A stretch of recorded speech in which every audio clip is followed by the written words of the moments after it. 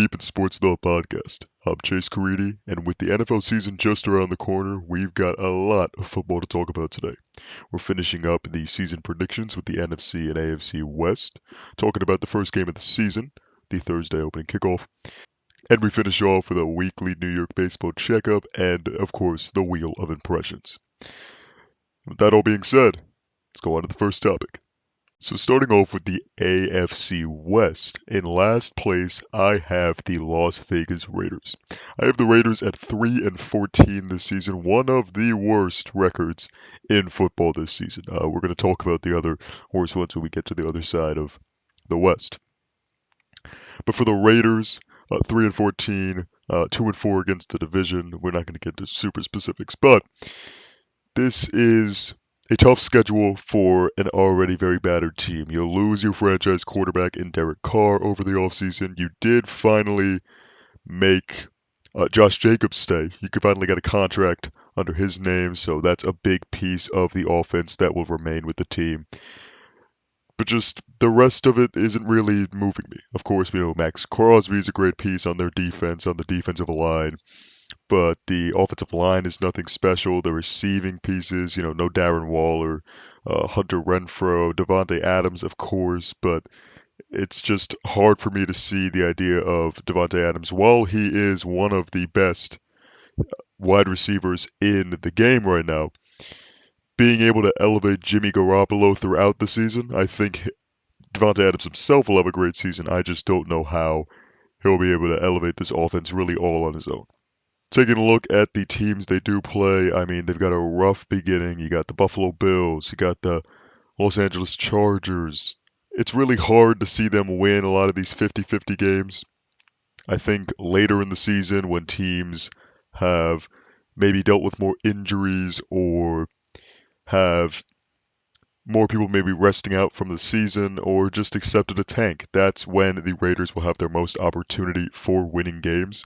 So I do have them winning 3 games, but they are very late in the season with a much higher opportunity with weaker teams. So that's really all I could say about the Las Vegas Raiders for now. I have them last in the AFC West at 3-14.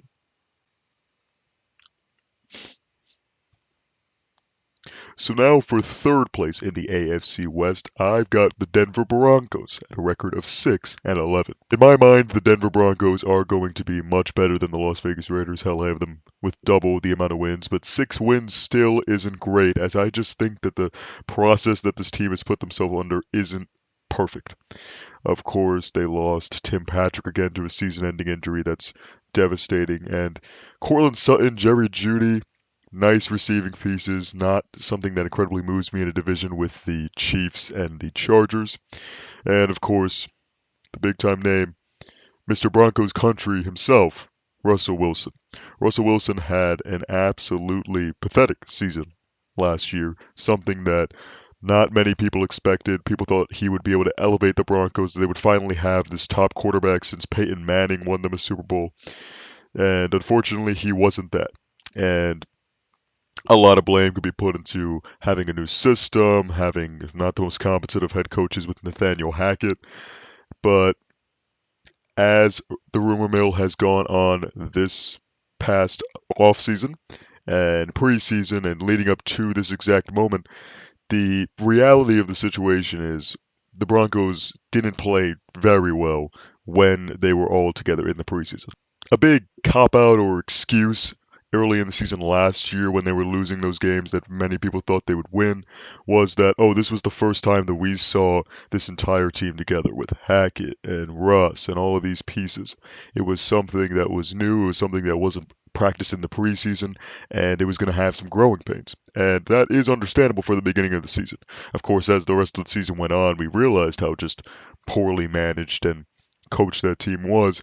And now we're seeing them in the preseason, in their practices, and it's still not anything that's incredibly profound, nothing that's really moving many people. I think many people can have the Broncos and do have the Broncos much higher than I do, but I'm just not seeing the real upside from it. You've got an aging Russ, more wear and tear on the legs. We saw the passing wasn't exactly where it was back where it was in Seattle just last year with the Broncos.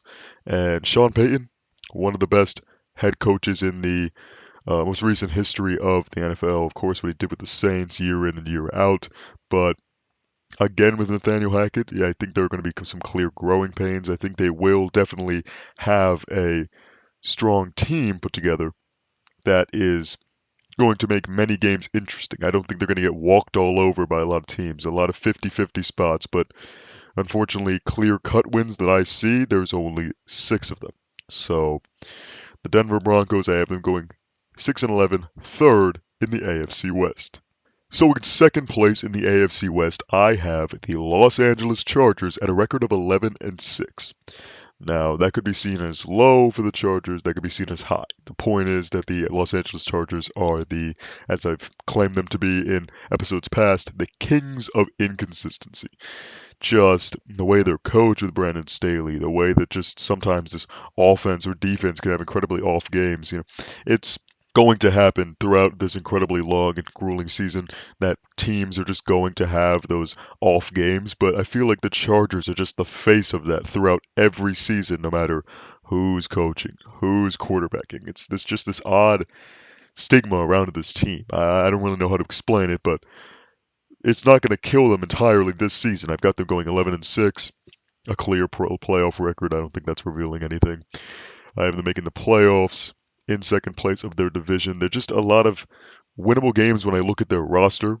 Sometimes, like I said, they won't always perform to that level, but just being manned by the quarterback, Justin Herbert, a arguably top 10, top 5 quarterback in the league. Well, definitely top 10, arguably top 5. Austin Eckler, a top running back into the game right now. A strong offensive line, nothing that completely, astounds you, but definitely gets the job done. And you take a look at the defense. They have some complete all-stars, some home run hitters with Joey Bosa, Khalil Mack, and even potentials with Asante Samuel Jr., J.C. Jackson, who they got in an offseason a year or two ago, and of course Derwin James. All of these pieces and the Chargers' past couple of few seasons make me think that they're all going to take that next step, or at least stay on that level that they have played to have a very good season. I think their record isn't exactly anything that's completely, devastating. I think there are a lot of winnable games. And on top, this is the kind of team that I can take that shot of the 50-50 game since, it feels like their whole mantra is the 50-50 game. But I've got them edging it out in most of these games, second in the AFC West at 11-6. So to round out the AFC West, leading the division, I've got the Kansas City Chiefs at a whopping record of 15-2. I mean, you want to talk about one of the most dominant franchises in the past couple of seasons, most dominant teams with Patrick Mahomes at the helm, Travis Kelce, the greatest tight end of all time, Andy Reid, one of arguably the best coaches of all time, and just an overall very strong team around them. But come on, it comes down to Mahomes, Kelce, Reid, and they pretty much can all get the job done. The offensive line is strong. Of course, you have rumors of Chris Jones, their top defensive lineman, potentially holding out this season, but I think that this team is just incredibly capable of holding on and being the offense that can just carry over a team that's just going to give up many points. And I don't think that the Chiefs' defense is completely god awful if they're missing that one player. I think there's still going to be a competent defense, but one that if it is giving up too many points, that the offense can easily back it up. I mean, I don't even have to read through this schedule. Their schedule could be hard to many different teams, but at least for them, it's not. I only see 2 losses for them, and those are still 2 very winnable games. I don't think they're going to go undefeated, of course, barring injury or any situation. I'm not going to predict an undefeated season, but nevertheless, it's pretty damn close. 15-2 for the Kansas City Chiefs, leading the AFC West. Alright, so just to round up the AFC West, in last place I have the Oakland Raiders at 3-14, just a tough schedule for not the best of teams in terms of talent, coaching, and everything else. Third place, I've got the Denver Broncos at 6-11, just don't see the picture-perfect scenario occurring, and once again, a tough schedule for a team that's going to have some growing pains, and I'm not sure that they're going to fully get out of it. Second place, I've got the Los Angeles Chargers at 11-6. Things of inconsistency, Could completely lose many of the games I have them winning, but at least I have them in heavy playoff contention. Second place, 11-6. And first place, the Kansas City Chiefs, probably Super Bowl bound, 15-2, completely dominant. What else can you say about the reigning Super Bowl champs? But that's the AFC West. Let's go on to the NFC. All right, moving on to the NFC West. In last place of the NFC West, I have the Arizona Cardinals at 1-16. By far the worst record this season, and I think it's very fairly given to the Arizona Cardinals. I mean, no Kyler Murray due to his injury, and the rest of this team really lacks in talent. You've lost DeAndre Hopkins, your number one wide receiver. You get rid of promising pieces like Isaiah Simmons. I mean, I think the best player that I could possibly think of off the top of my head of this team is some sort of either Buda Baker at safety or James Conner as your running back. It is certainly a situation that no Arizona fan wants to see, but fortunately for them, they could think about the first overall pick next draft. Looking at their schedule, I mean, there's not really much you could say. I think divisional matchups are definitely something that could be taken into account just the way that it goes. But again, 1-16, not much talent. The head coaching looks god awful. Jonathan Gannon, the new head coach of the Arizona Cardinals, just listening to him, it just completely lacks confidence or anything you really want in a head coach, and certainly is not moving me or I don't think any other football fan. I got the Arizona Cardinals finishing last in the NFC West and the NFL as a whole at 1-16.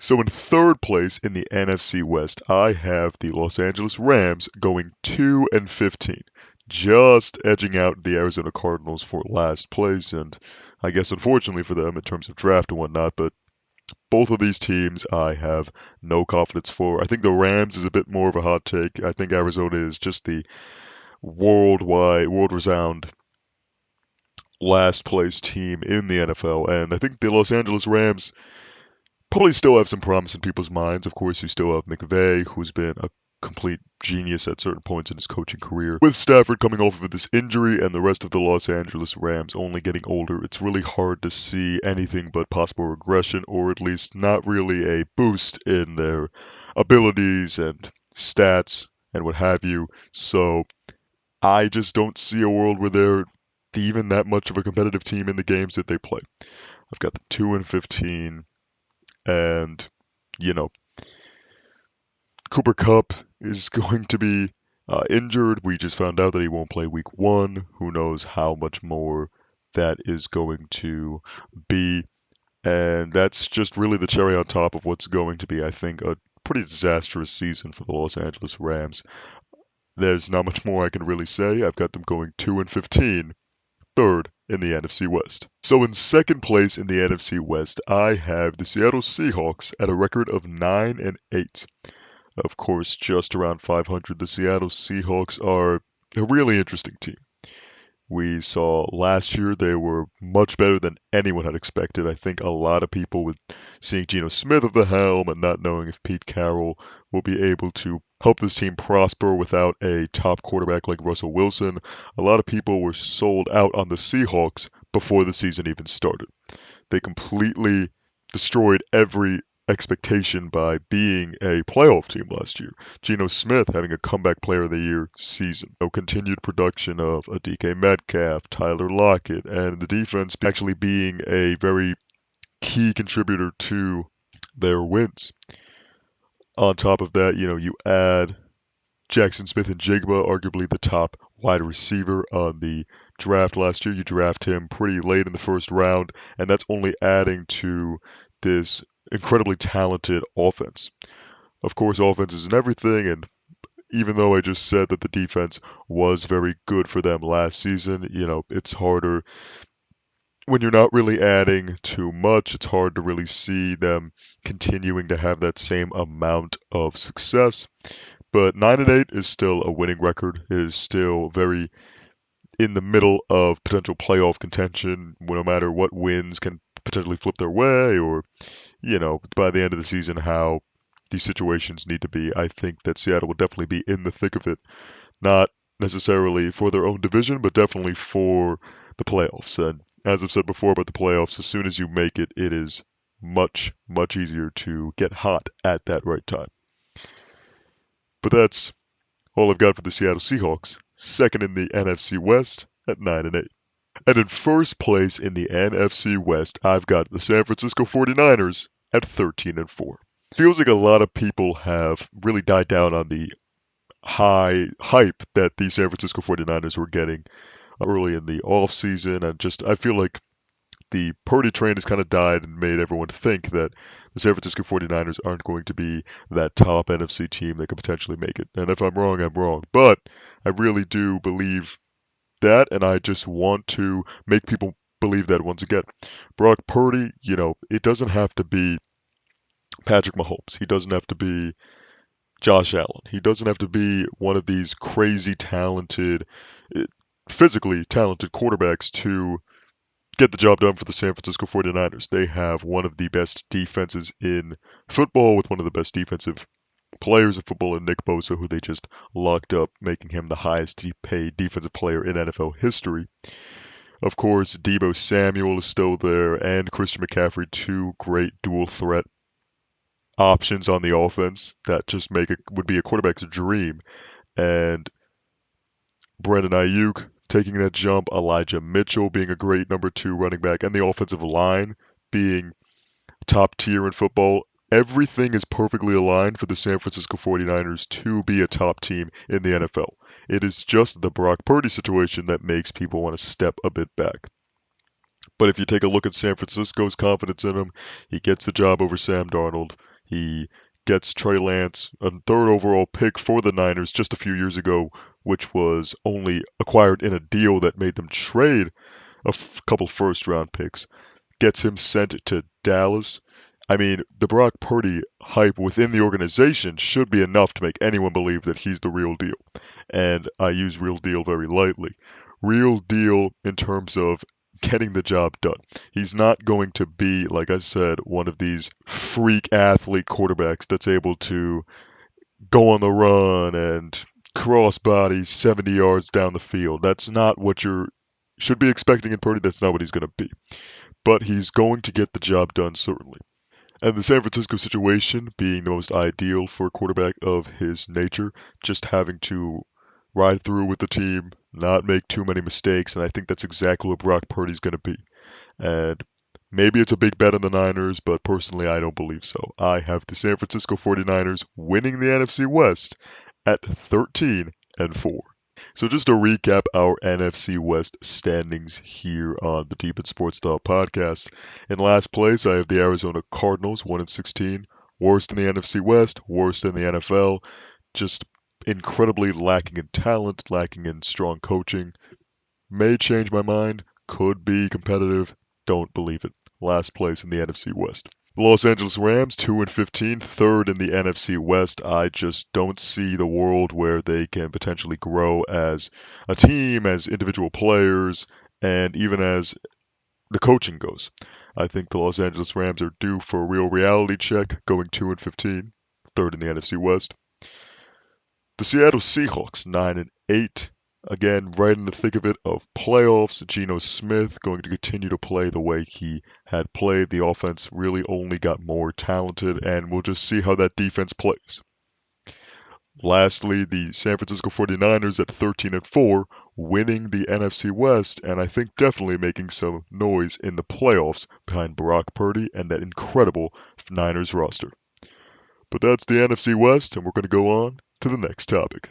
So our next topic is a quick one, and since this video is coming out just around the time of, or at least on the day of NFL kickoff, I am going to break down game one of the season, and in the coming days I'll probably have out a video with the rest of my week one predictions. But I don't want to bombard this whole episode with that much football, so we're just going to go off opening kickoff on Thursday. Opening kickoff on Thursday is going to be a matchup between the Detroit Lions and the Kansas City Chiefs. It is in Arrowhead, and no matter that fact, I have the Kansas City Chiefs winning. It's going to be interesting to see. Travis Kelce is questionable for the game. Of course, we will know more once that get closer to that game. But despite that, we know what Mahomes is. We know how this Chiefs offense can be coached to make anybody seem like an absolute star. And I just don't believe that Andy Reid and the Chiefs are going to be taken down so easily by the Detroit Lions. Now, speaking for the Detroit Lions, they are, of course, a much better team this year. That is a team that has just continued to grow. You have lost pieces like DeAndre Swift, but I mean, Jahmyr Gibbs was still one of the top running backs in the draft class this past draft, and I think that he will definitely fit in to be an essential piece and really good ball player. The defense, you see the great players like Aiden Hutchinson only getting better. Take a look at the offense. The offensive line is very nice for the Detroit Lions, and especially with Chris Jones holding out for this first game for Kansas City, it is going to be interesting to see how much pressure the Chiefs can put on the Detroit Lions.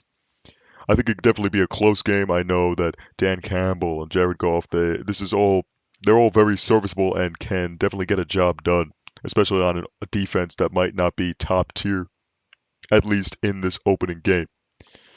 All that being said, though, the offense of the Kansas City Chiefs, I just can't possibly doubt it. I have to go with Kansas City winning this one.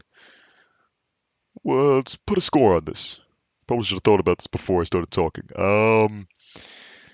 Let's go 28-20. Let's say that Detroit misses an extra point somewhere. Anyway, that's my predictions for opening day. We will talk about the rest of the games soon, but for now, we're going to go on to our next topic. So it's time for our weekly baseball checkup, at least in New York. And we're starting off with the Yankees. Since Monday, August 28th, all the way to today, Wednesday, September 6th, as their game just concluded a little over an hour ago, the Yankees have been on fire. Since our last check-in when they lost against a series against Tampa, they were 62-68, and things were looking as bad as they'd possibly been for the Bronx Bombers. Since then, though, they have only lost one game. They've won 3-4 against Detroit. They swept the Houston Astros and are now playing a series again against Detroit in the Bronx, which they have already won 2 out of 3 of. They are 70-69, finally over that 500 hump once more. Are they going to make the playoffs? I still don't know. It is definitely still too soon. We have many weeks left in the MLB season, but this is a big turning point for the New York Yankees. We have seen the calling up of the Martian Jason Dominguez and Austin Wells, catcher, and both of these players, at least mostly Dominguez, have been completely reversing the season that the Yankees have had. They have been incredible since they have called up these players, and it just shows that the young talent on the Yankees is. It goes to show that the young talent on the Yankees is going to be something that can definitely push them through the rest of this season and hopefully the next season. But for now, though, I think this season definitely still is very much in question for the Bronx Bombers, and we're going to see they continue until next week. They, of course, finish up their series against Detroit and then finish out their week in a series that they host against the Milwaukee Brewers, who are certainly not the toughest team in the league. And again, they get into next week, they'll be playing the Boston Red Sox. So, we'll just have to wait and see on the Yankees. Great streak so far. Will they keep it up? We'll just have to find out. Now for the other side of New York baseball, we're talking about the New York Mets. And unfortunately for the Mets, it has been not very nice since our last episode. The New York Mets are in 4th in the NL East, currently at a record, as the time of recording this, at 64-75. Their most recent game, they were walked off by the Washington Nationals, which is just a sentence that is very painful to say out loud. Nevertheless, since our last episode, they have lost a series against the Texas Rangers that they hosted. They won a series against the Seattle Mariners that they hosted, which I was also at a game of. Let's throw up a clip of that.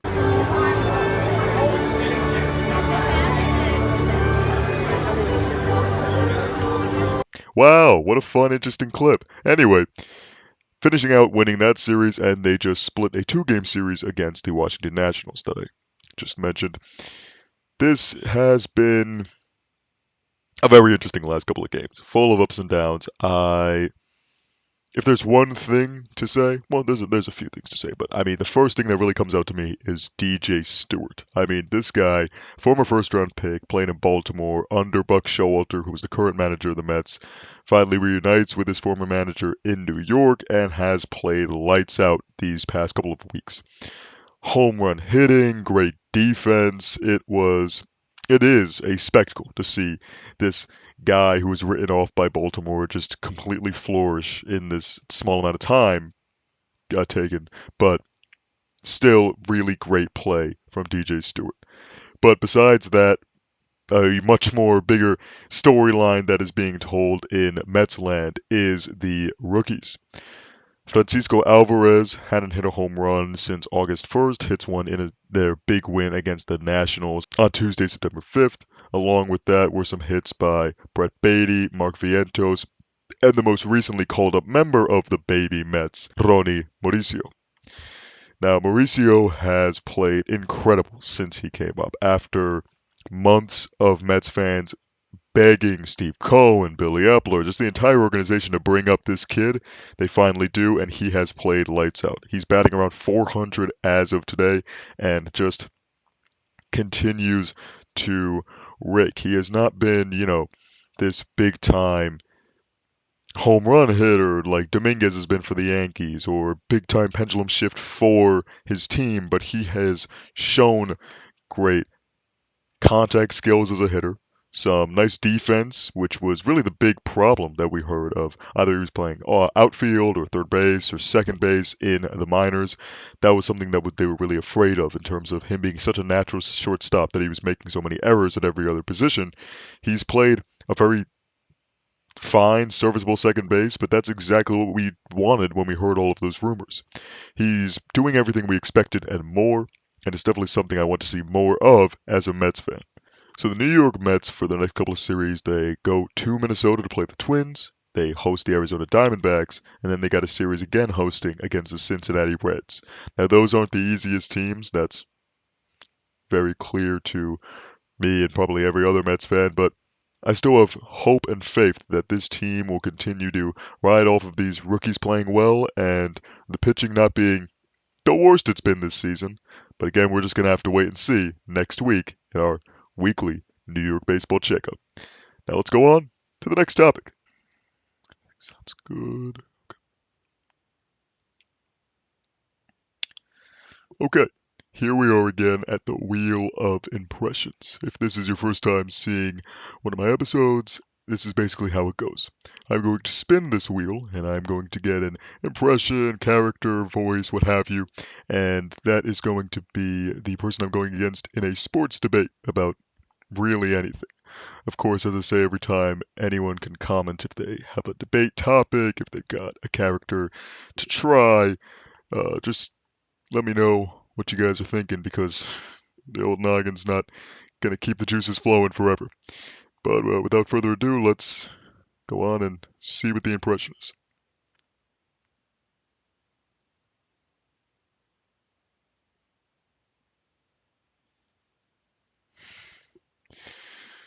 All right,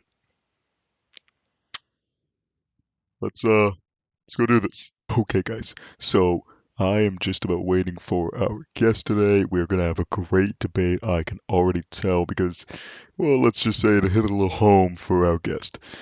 But for now, like I said, we're waiting finally for got him to in that parking lot. Oh, goodness. New York drivers, man. well, those kind of complaints New can York only come drivers. from someone not in New York. Come in.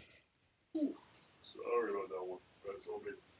It's the traffic, the parking, the driving. New York is just, oh, it's terrible for you. This better be worth it. Yeah, this better be worth it, okay?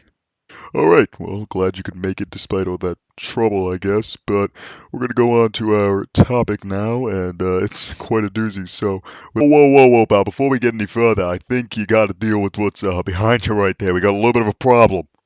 Oh, I'm sorry, problem? I don't think I see a problem with my set. Oh, that that is not mine. That was a former guest of the shows. He's a big New York guy. We actually debated about the Yankees in one of my episodes. Yeah, there will be linked somewhere up here if you guys want to see that. But no, not mine. I'm a big Mets fan over here. Keep the orange. No, he definitely left that there. I apologize for that. We can now get to our topic. Our topic of the day for debate is the NL MVP race in baseball between Ronald Acuna Jr. and Mookie Betts. Real funny guy. Think you're gonna put in the Boston guy, and then you're gonna put in the Mookie old debacle. Listen, as much as the Red Sox my Red Sox really fumbled that situation. There's no doubt in my mind that Mookie is the MVP right now. The NL MVP. I mean, you take a look at his stats. There's no debate in my mind. There's no way that you can possibly say that Ronald Acuna Jr. is better than Mookie Betts in the NL MVP race. Now, listen, I understand that the season that both men are having is absolutely incredible, some of the best stuff we've seen in recent years, but I just personally think that the edge goes to Ronald Acuna. And just like it hurts for you as a Boston fan to say that about Mookie, it definitely hurts me as a Mets fan to say that against a rival top young player. Acuna is doing things that we haven't even seen before. He just recently hit his 30th home run of the season, creating the first 30-60 year of all time. 60 stolen bases, 30 home runs. I mean, that's incredible and just absolutely mind-boggling when you really start to think about it. On top of that, he is at least top 10, top 5 in every single top offensive stat you can think of. WAR, batting average, on base, slugging, OPS, everything is just completely damn near perfect when it comes to Acuna. And that just really goes a long way on top of creating his own story with doing things that we've never seen before on top of all of these top stats with the best of the best in the game right now. It definitely cements him as the front runner of the MVP race in my mind. Well, listen, all those stats that you listed, the on base and the WAR and all that stuff, there is right there with Ronald Acuna Jr. is Mookie Betts. Okay, he is right there in the games, right there in everything. It is apparent that both of them are having great seasons, as you said, but look at Acuna's roster. Do they really even need him? Mookie is carrying the Dodgers on his back. Do they even really need Ronald Acuna on that already best team with all those top tier players like Austin Riley and Matt Olson and yada yada, all those guys? Do they really need him? He's not as valuable as Mookie Betts is. Listen, Mookie is doing great as well, but his team is also helping him. You can't say that Acuna's team is so stacked and that everything he's doing and all the results are so much easier when he's with such a better team because the Los Angeles Dodgers are incredible as well. I mean, Freddie Freeman, Will Smith, even young players like James Outman, on top of your very strong pitching staff. That is an incredibly well-rounded, strong team that has made playoffs after playoffs, going deep every time in the postseason. So Betts' season can still be the top of the top and not be held down just like Acuna's is. Acuna is doing things, like I said, that we've never seen before. And with the help of all of his teammates being great of getting on base and helping him, maybe pad his stats. But it really just comes down to the player and his own ability, his own power, his own contact, his own defense, his own speed. Every single facet of Acuna's game is there at the top of its game and only getting better. Listen, man, I hear what you're saying about the Acuna, about the bets. I mean, there's multiple arguments to everything. I get what you're saying, but uh, so I think that's my oh oh my. There's free parking next to the clam chowder and lobster roll stand down that way. I gotta go. I'm sorry. I'm sorry. It's great, but I gotta. Oh, yeah. Oh, okay. I guess that's It's a free great packing. reason to leave. But yeah, we'll The keep in clam touch. chowder. You're not listening. Okay. Well, that was honestly one of the more pleasant debate guests we've had. But let's go on to the end of the show.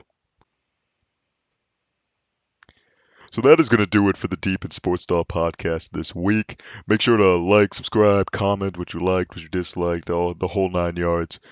And make sure to go to my TikTok and Instagrams, both at Deep in Sports Thought. There I'll probably post more little breaking news segments or just fun little videos there to keep it going until my next big time podcast episode. But for now, I'm Chase Caridi, and this has been the Deep in Sports Thought podcast.